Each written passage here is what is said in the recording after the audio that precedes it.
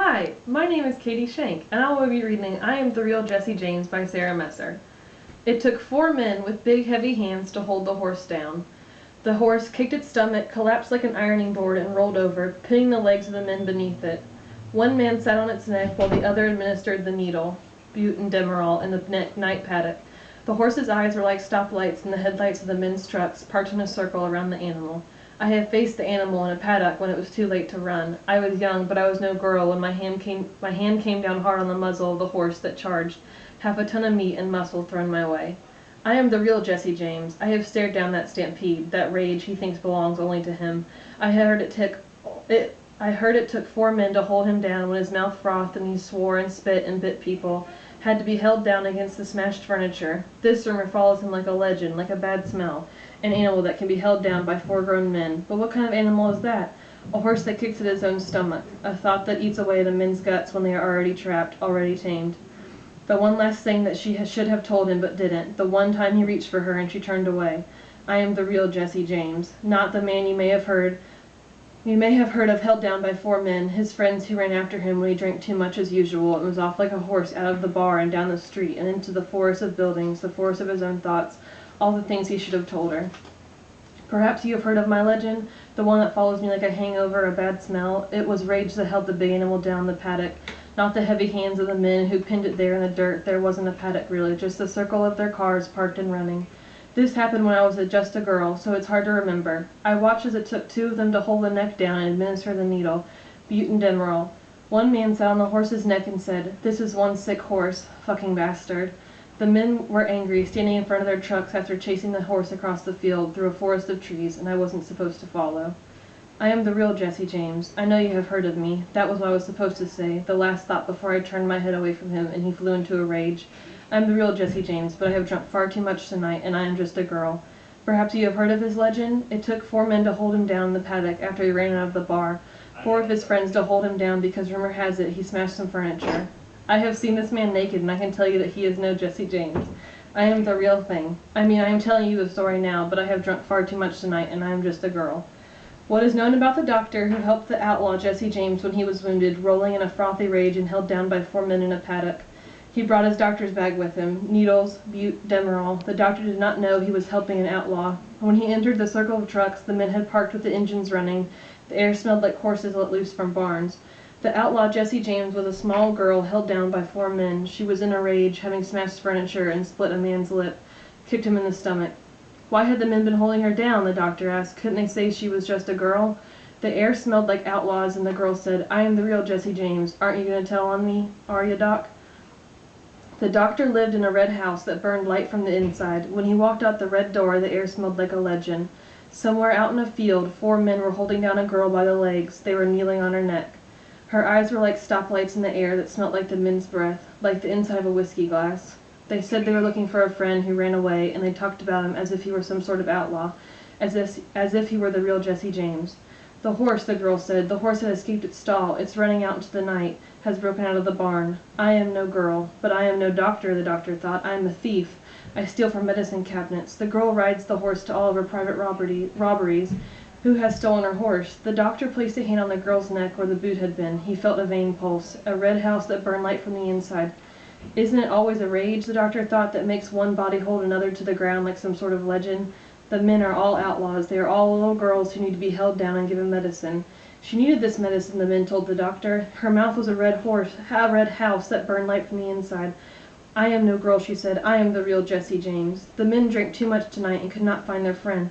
The doctor placed his bag in a circle of dirt, in the air that smelt like whiskey. I am no doctor, he said.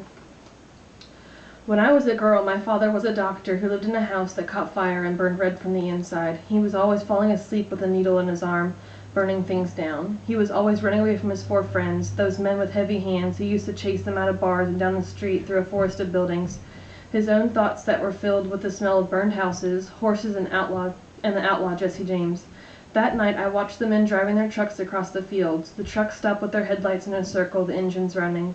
I was riding my horse through the forest until he sweated with rage, his mouth foaming, his red coat burning from the inside against my legs.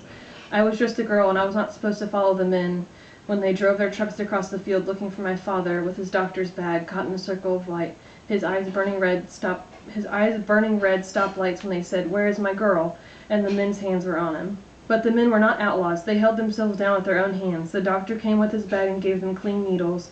The air carried the smell of horse on its back. The men talked to each other as if they were creating a legend. Each of them said, "I am an outlaw. I am the real thing. I am the one who ran out of the bar and into the streets. And give me your hands. Go ahead, put your hands on me and try to hold me down now that my veins burn red from the inside.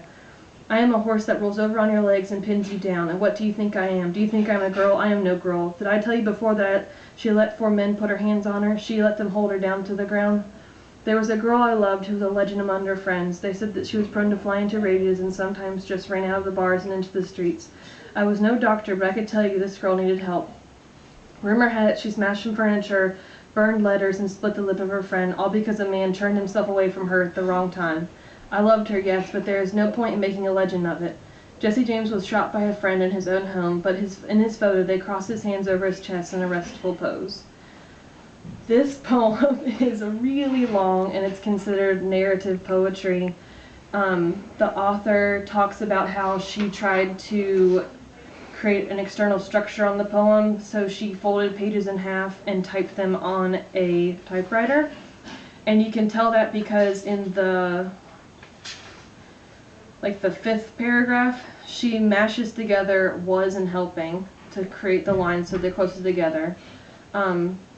The poem, each individual paragraph, if you start with the first one, every paragraph after that has some part of each paragraph and the other ones following it. She typed each one individually.